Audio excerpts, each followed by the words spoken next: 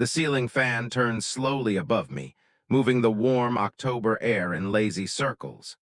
I sit at the small teak table in Auntie Sheila's quiet office in Kochi. The lawyer's gold bangles make a soft clink each time she turns a page. Outside, monsoon rain taps on the window like someone asking to come in. My fingers rest on a blue file that holds everything I own in this world. My phone lights up again.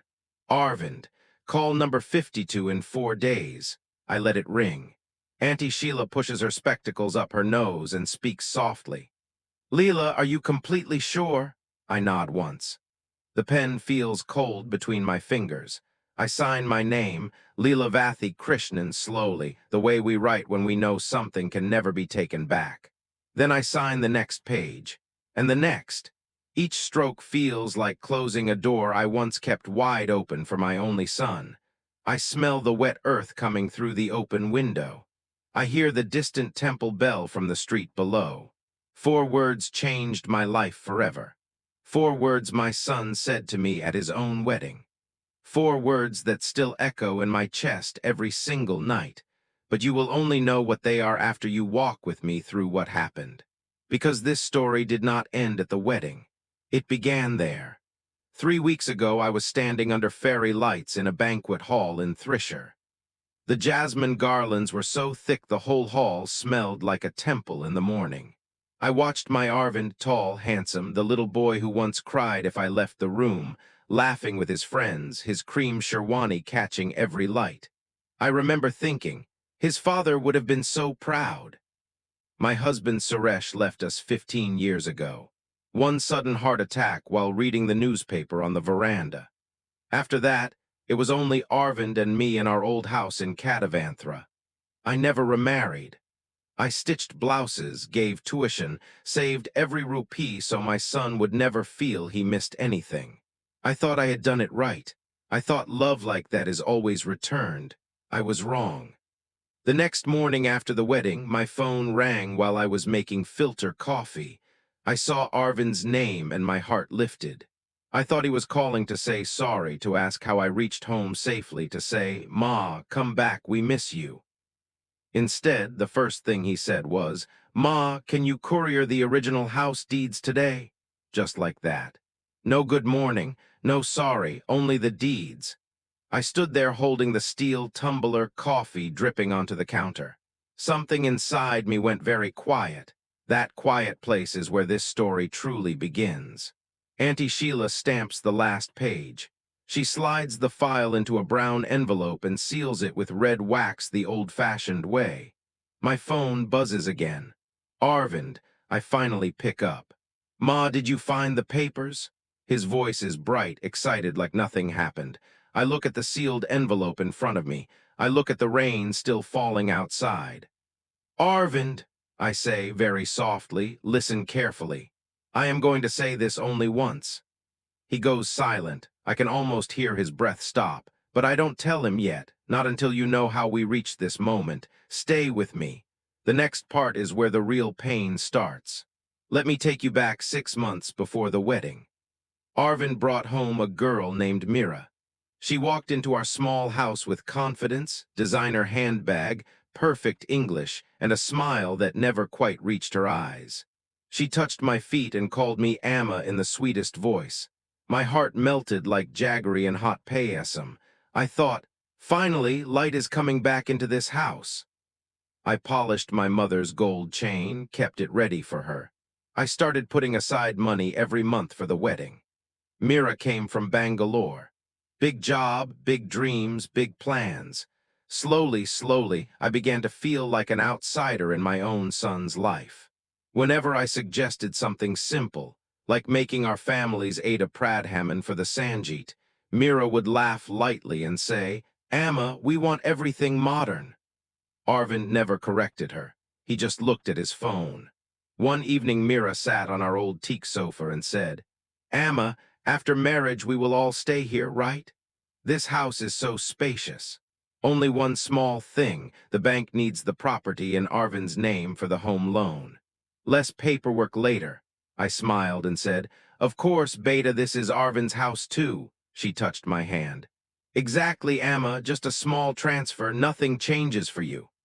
I felt something cold crawl up my spine, but mothers ignore such things. We always do. The wedding was fixed for October 12th. I stitched my own blouse 10 times to get it perfect. I bought a Kanjivaram sari in maroon and gold, my first new silk in 20 years. I reached the venue one day early to check everything. Mira saw me and her smile froze for half a second. Later, I understood why. The coordinator had a list. Only immediate family on stage. My name was not on it. The ceremony began. I stood at the back holding my pulu, tears in my eyes, watching my son tie the thali around Mira's neck. Everyone clapped. I clapped too. After the firas, I walked forward slowly with a small velvet box, my mother's bangles, and 10,000 rupees in an envelope. Arvind saw me. Mira leaned and whispered something. His face changed.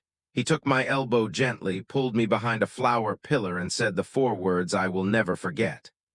Amma, please go home, just like that, in front of the flower pillar while music played inside. I looked into his eyes, searching for my little boy.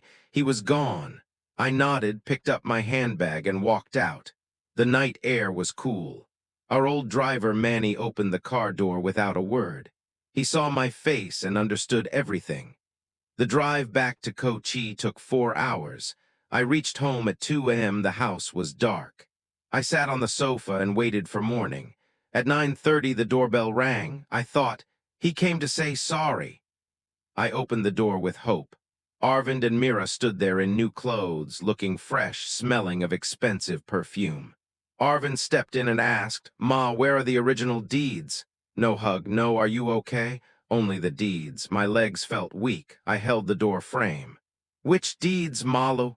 "The house papers," he said impatiently. "We need to transfer before the bank processes the bigger loan. Mira's father found an investor who wants to build flats on the back plot." Mira smiled sweetly.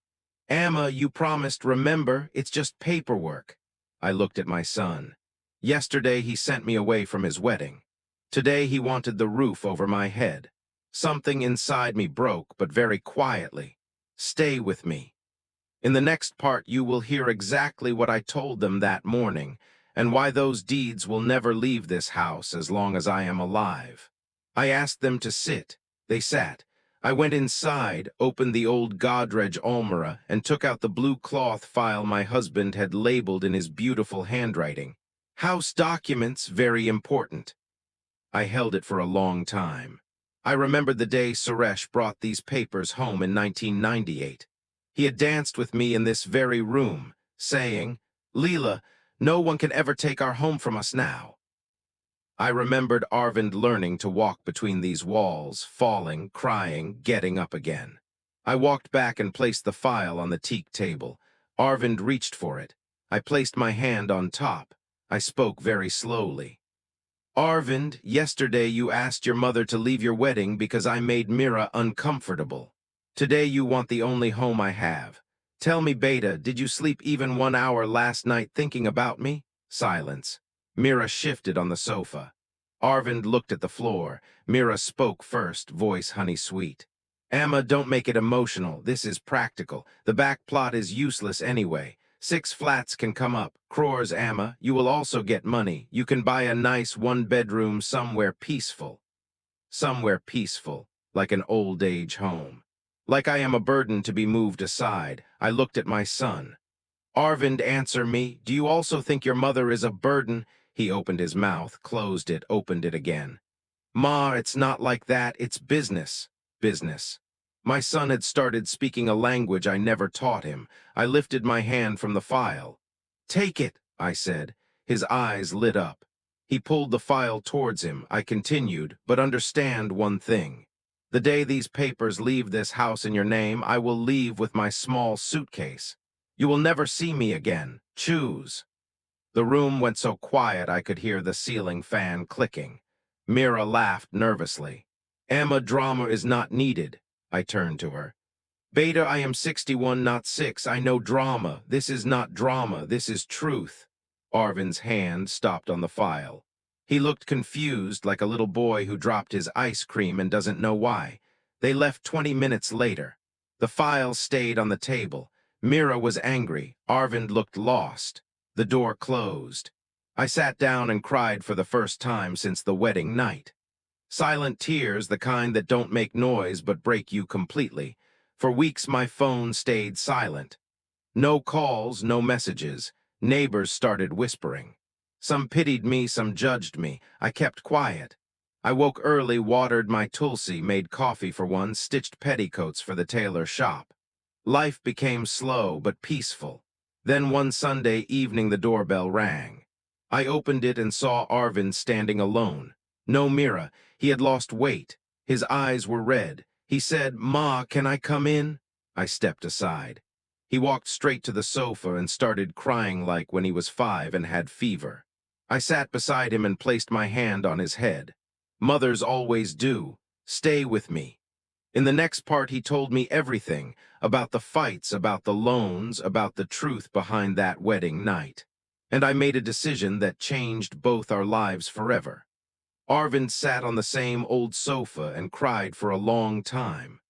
I kept my hand on his head, the way I used to when he had nightmares after his father died. When the tears slowed, he started talking. His voice was small, like when he was 8 and had broken my favorite glass. "Ma, everything went wrong after the wedding." He told me Mira's family had taken a huge loan for a new apartment in Bangalore. The bank wanted more collateral. They thought my house would be easy because it's only sitting there, Ma. When I refused to sign, the fights began every night. Mira shouted that I was selfish, that I didn't want them to grow, that I wanted to keep Arvind tied to the past. She called me controlling, backward, a typical mother-in-law who cannot let go. Arvind said he defended me at first, but every day she showed him new calculations. How much money we could make if we sold the back plot, how many flats could come up, how they could buy 2 cars, go abroad every year. Slowly he started believing her. He said, "Ma, I thought if the papers were transferred, you would still live with us. Nothing would change for you." I smiled a small, tired smile. "Beta, everything changes the day the roof above your head belongs to someone else." He told me about the wedding night. After I left, Mira cried in the bridal suite. She said I had given her dirty looks all day, that I made her feel I didn't accept her. Arvind believed her. He was tired, drunk on happiness and a little whiskey, and he just wanted peace on his first night as a married man. So he came and asked me to leave. He said the moment the car drove away, something inside him felt wrong, but Mira pulled him back to the party and he pushed the feeling down. Now 3 months later, the loan was stuck. Investors were angry, Mira's father was shouting, and Mira had started sleeping in the guest room. Arvind looked at me with red eyes. "Ma, I am scared. I think she will leave me." I kept quiet. I only asked, "And if she leaves, will you blame me again?" He started crying harder. That night he slept in his old room. I made onion uttapam the way he likes, soft in the middle, crisp at the edges. We ate without talking much. After dinner, he helped me wash the vessels. His hands were shaking. When he went to sleep, I sat on the veranda looking at the night sky. I thought of my husband, Suresh. I asked him silently, "What do I do now?" No answer came, only the sound of crickets and faraway temple bells. The next morning, Arvind woke early. He made filter coffee for both of us, strong the way his father taught him. He placed my cup in front of me and said, "Ma, I am sorry for everything. Please forgive me." I looked at him for a long time. I saw the little boy again, hiding behind my sari during Diwali fireworks. I touched his cheek. "Beta, forgiveness is easy, trust is hard." He nodded like he understood. He stayed 3 days. We didn't talk about Mira or the deeds. We watered the plants together, repaired the loose gate hinge, cleaned the storeroom. Small, normal things. On the 3rd evening, he packed his bag. Before leaving, he hugged me tight. "Ma, I will come every Sunday. Only me. No Mira until you say it's okay." I nodded. He left. "Stay with me." In the next part, you will hear the letter Mira sent me 6 months later and the decision I made that closed one door forever and opened another I never expected. Life settled into a gentle rhythm. Arvind came every Sunday morning with fruits and sweets. We drank coffee on the veranda, talked about the garden, the price of vegetables, old neighbors. We never spoke about the wedding night or the deeds. Some wounds heal better when you don't keep touching them. One afternoon, the postman brought a thick envelope. Cream color, expensive paper, Bangalore postmark. Inside was a letter in Mira's perfect handwriting and a small gift box. I sat under the mango tree and opened it slowly. "Respected Amma," it began. She wrote 4 full pages. She said she was sorry for everything, that wedding stress made her behave badly, that she never wanted to hurt me, that she loves Arvind very much and wants our family to be together again. She wrote that the loan got canceled because of some old lady's stubbornness. She crossed out old lady and wrote someone's caution. She said money is not everything. Family is more important. She ended with, "Amma, whenever you feel ready, our new flat has a beautiful room with your name on it. Please come and stay as long as you like." In the gift box was a silk scarf, soft pink, very costly. I held the scarf and felt nothing. I folded the letter neatly, put it back in the envelope, and kept it inside the Bible on my table. I did not reply. 3 more months passed. Arvind started looking happier. He grew a small beard, bought new shirts, spoke about a promotion. One Sunday he came with a big smile and said, "Ma, Mira left." Just like that. He said she packed 2 suitcases one morning and went back to her parents. She told him, "I didn't sign up to live like villagers waiting for Sunday visits from a husband who still runs to his mother." She filed for divorce the same week. Arvind laughed when he told me, but his eyes were wet. He said, "Ma, I feel free for the first time in 2 years." I made payasam that day. We ate 2 bowls each and sat on the veranda till the stars came out. Stay with me. In the next part, you will hear about the day I went to the lawyer's office for the first time, and the quiet plan I made while Arvind thought everything was forgiven. I never told Arvind, but the hurt never left me completely. It sat in my chest like a small stone, smooth, heavy, always there. Every time he laughed, I smiled. Every time he hugged me goodbye, I hugged back. But mothers know when something is broken beyond repair. One morning I woke early, even before the crows. I wore my old cotton sari, took the bus to Ernakulam, and walked into Auntie Sheila's office without an appointment. She looked surprised but welcomed me with filter coffee. I placed the blue file on her table. "Auntie, I want to protect this house forever, so no one can ever sell it, divide it, or throw me out when I am old and weak." She listened quietly, turning the pages slowly. She explained something called a family trust. I would transfer the house to a trust. I would live in it till my last day. After me, the house would go to a small orphanage in Mattancherry, the one where I teach stitching to girls every Thursday. No one, not even my own blood, could ever sell even 1 brick. I asked, "Can it be changed later?" She shook her head. "Once you sign, Leela, it is permanent, like writing in stone." I smiled. "That is exactly what I want." We worked on the papers for weeks. I added one condition. Arvind can visit the house any time, stay as long as he wants, but he can never own it or sell it. The orphanage children will get it after me. They have no mothers. They deserve a home more than someone who once asked his mother to leave. The day I signed, rain was pouring again. Auntie Sheila witnessed everything. I signed slowly, remembering my husband's words. "Leela, this roof will always protect you." Now it will protect many little ones after me. I came home, made tea, and sat on the veranda. My phone rang. "Arvind." "Ma, what are you doing?" "Just drinking tea, Malu," he laughed. "I'll come on Sunday with Kesari." I said okay. I did not tell him what I had done, not yet. Stay with me.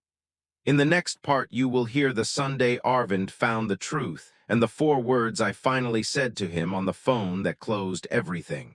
Sundays continued. Arvind came, we cooked, we laughed, we remembered old stories. He started calling me twice during the week just to ask if I ate dinner. He looked peaceful again, like the boy I raised. 6 months after the trust was signed, he came one Sunday carrying a big file of his own. He looked excited. "Ma, I have news. My company is giving me a big project bonus. I want to renovate the back portion. Make a small flat for you with attached bathroom and kitchenette so you don't have to climb stairs when you are older. Everything will still be in joint name, of course." He opened the file, architect drawings, cost estimates, bank papers waiting for my signature. I looked at the drawings, beautiful, modern, everything a mother should feel happy about. I made coffee for both of us. We sat on the veranda. I spoke very softly. "Arvind, the house is no longer in my name to give joint ownership." He laughed, thinking I was joking. "Ma, stop teasing." I did not smile.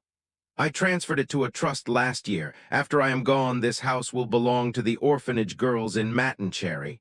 Silence. Long silence. His face changed color, white, then red, then white again.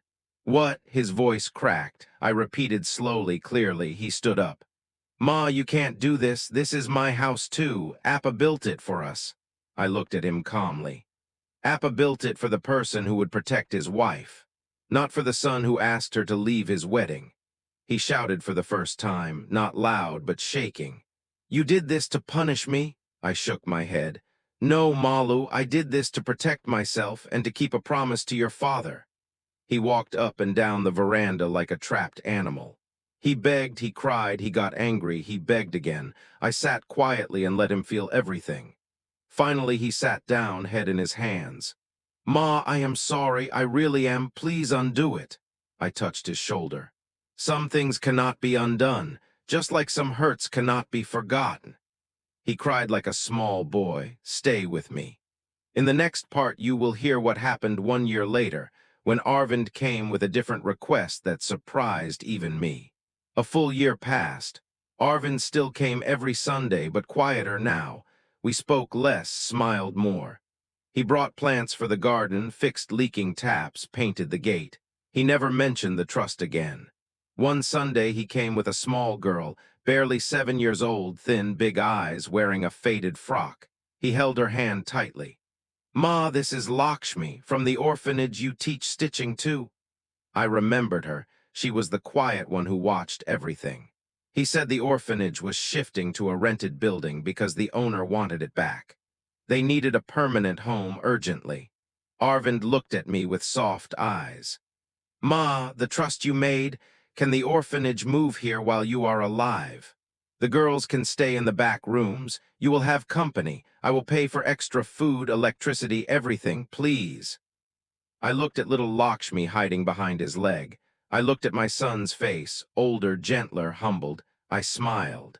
"Of course, Beta, this house was always meant for children who have no one." His eyes filled. He touched my feet right there on the veranda. I pulled him up and hugged him.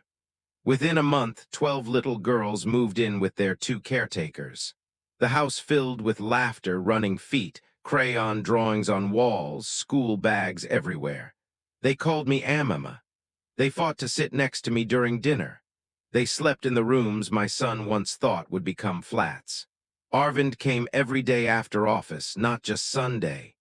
He taught the girls cricket in the courtyard, helped with homework, told them stories about their brave Amma who saved a whole house for them.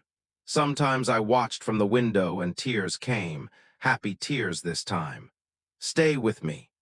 In the next part, you will hear the day Arvind brought his new friend to meet me, and the small ceremony we held under the mango tree that changed everything again. 2 years later, the girls were growing, some in high school now, some learning to ride cycles in the lane. The house looked alive again, walls painted bright yellow, new curtains, a swing tied to the mango tree. One evening Arvind came holding a lady's hand. She was simple, soft-spoken, wore a cotton sari, touched my feet properly. Her name was Saritha, school teacher from a small village near Aluva. They had met when Arvind went to donate books to her school.